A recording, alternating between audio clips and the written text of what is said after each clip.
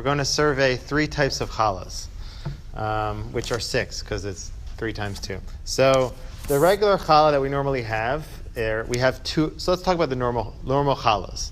You have 2. Why do we have 2? We have 2 because we want to commemorate the manna. The manna came down in the desert, according to the Torah, on Friday afternoon, and it came a double portion. So we wouldn't have to go on Shabbat, on Saturday, out to go collect. It came, double portion came on Friday. And that says anybody who went out, they didn't find any anyway on the Sabbath. Anybody who left over afterwards, it became rotten. So the idea is that we had 2 in the desert, so we want to commemorate that. And that's another reason why we have the challah cover. Because it says the manna was covered by dew above it and below it.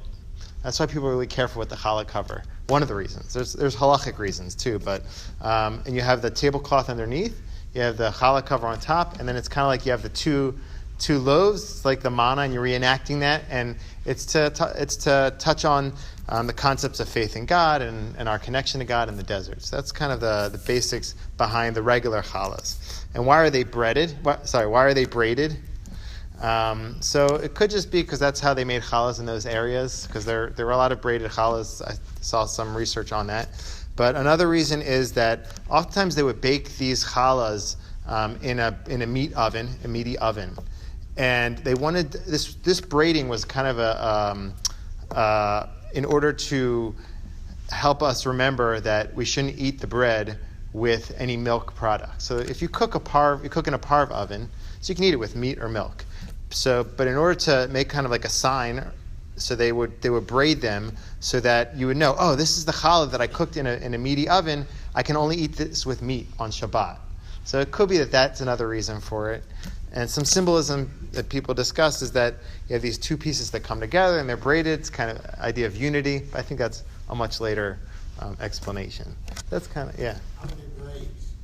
Is there a luck on how many braids?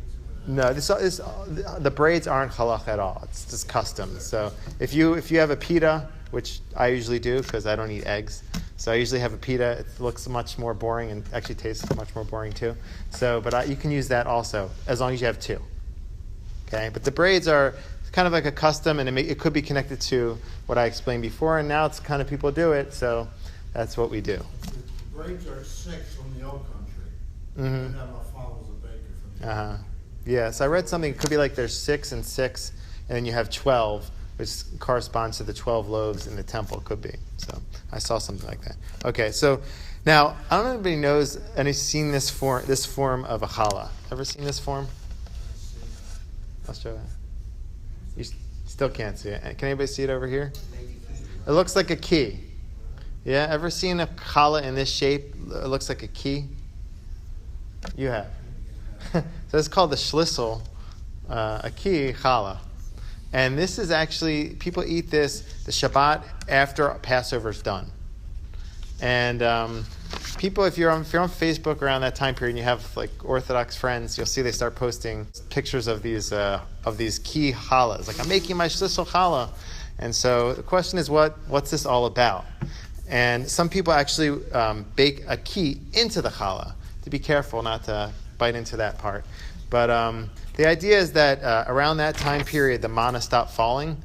And so we wanted to talk around the manna stopped falling, and we want to commemorate the idea that now we're going on our own, and we want to pray to God that what God would bring, I guess, kind of signify our dependence on God, and that prayers will unlock the heavenly gates. That's one explanation.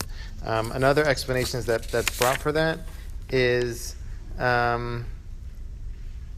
there's just this idea that the heavens are open between the first Pesach, which is the 14th of Nisan, and the second Pesach, there's a second Pesach. That's for another talk. That's a month later. So the gates are open, and we have the key, and we have to kind of focus on praying and opening up the gates of heaven with our prayers. So there's some other explanations behind it, but people do this, so it's just good to know about. Okay, so now we got to the round challah. And so this is often eaten on Rosh Hashanah and through Sukkot, right? Have you eaten it on Sukkot before? Yeah, so a few explanations are offered, and it's often eaten with honey instead of with salt. So The idea of honey, that's kind of obvious. You want to sweeten a year. But the idea of the round challah, I saw a few different explanations for it. I don't know which one is the right one, or you don't know. But one explanation, there's one that I really like. One explanation is that this is just a whole challah. If you have two different pieces, you wrap them together, that's a composite of different parts, but this is whole. And around this time, we want to be whole, want to be be whole in our service to God, because these are the days of judgment. That's one explanation. Another one is that this signifies continuity. There's no beginning and no end. So we definitely don't want this year to be a year of continuity with no end for all of us, Bezrat Hashem. So that's an idea, because Rosh Hashanah is the day where that's established. And another explanation I saw in Hasidic works, I think is cute, it's nice, is that this could symbolize a crown. So, don't try to put it on your head, but it could symbolize the idea that we have a crown and we're crowning God on Rosh Hashanah as our king. And so that's another element of that. And that those themes continue through Sukkot, because basically this is all one big process. Rosh Hashanah, Yom Kippur, and Sukkot, so that's why we might still be eating it at that time. I heard that it's round because it symbolizes the world, and the world was created. That's good too, yeah.